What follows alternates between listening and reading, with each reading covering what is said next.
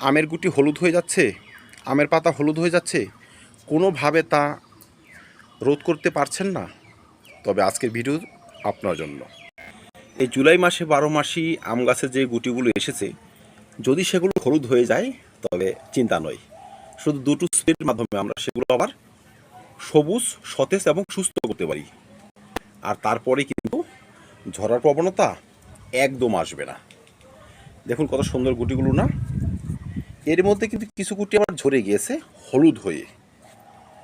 এই দিকটায় দেখুন, এই যে একটু হলদেটে ভাব রয়েছে না, এটা দেখুন কত বড় আমটা হয়ে গিয়েছে। এটা হচ্ছে থাই ভ্যারাইটির একটি 12 মাসি গাছ। বেশ কিছু আম ধরেছে, বেশ কিছু গুটি এখনও রয়েছে এবং এইদিকে মুকুল আসতেছে। ঠিক আছে, যদি আপনাদের 12 মাসি আম গাছের গুটিগুলো হলুদ হয়ে যায় বা পাতা কিছুটা হলুদ বর্ণের হয়ে আসে, সেক্ষেত্রে আপনারা দুটো স্প্রে করবেন।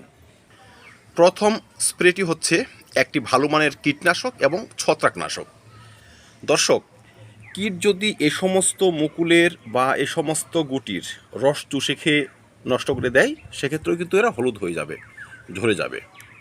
এবং ছত্রাকের কাজও হলো এ সমস্ত গুটিকে ঝরিয়ে দেওয়া।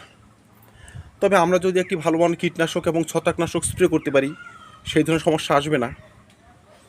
ঠিক আছে, অনেক ক্ষেত্রে দেখবেন মুকুলগুলো আসতে না আসতেই হলুদ হয়ে ঝরে যায়, সেসবও কিন্তু হয় ছত্রাকের কারণে।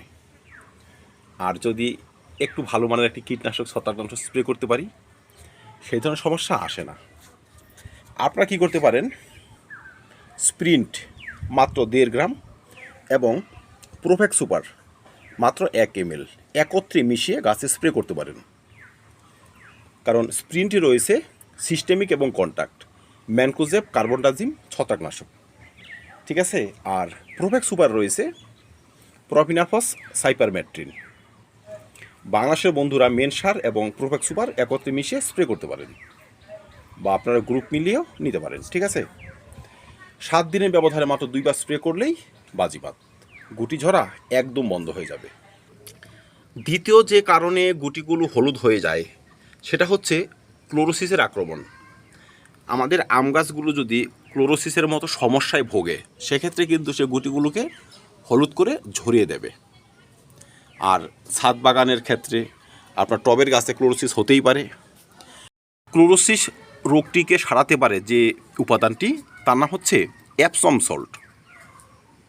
মাত্র 1 চামচ এপসম সল্ট টবের মাটিতে যদি ব্যবহার করতে পারি, বা 2.5 থেকে 3 গ্রাম এপসম সল্ট 1 লিটার জলে গুলিয়ে গাছে যদি আমরা 15 দিনের ব্যবধানে 2 বার স্প্রে করতে পারি, এই গুটিগুলো একটাও হলুদ হবে না, পাতাগুলো হলুদ হবে না, পাতা হবে গাঢ় সবুজ।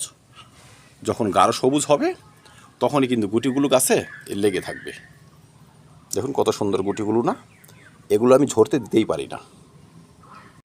ঠিক আছে দর্শক, তাহলে আর কিচ্ছু করতে হবে না আপনাকে। আপনি টবের মাটিতে যে খাবার দিয়ে যাচ্ছেন, পটাশিয়াম, ফসফরাস, নিয়মিত দিয়ে যাবেন, জলের ব্যবহার করে যাবেন, আর এই দুটো স্প্রে করবেন। এবার আজকে যদি আপনি কীটনাশক এবং ছত্রাকনাশক স্প্রে করে দেন, তাহলে এপসম সল্ট বা ম্যাগনেসিয়াম সালফেট 3 থেকে 4 দিন পর স্প্রে করবেন।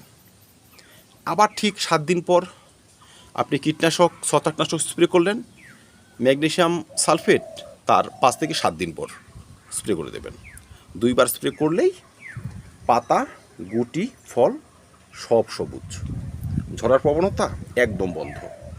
আর আমরা পেয়ে যাব 12 মাসি গাছগুলোতে বাম্পার পরিমাণে আমের ফলন।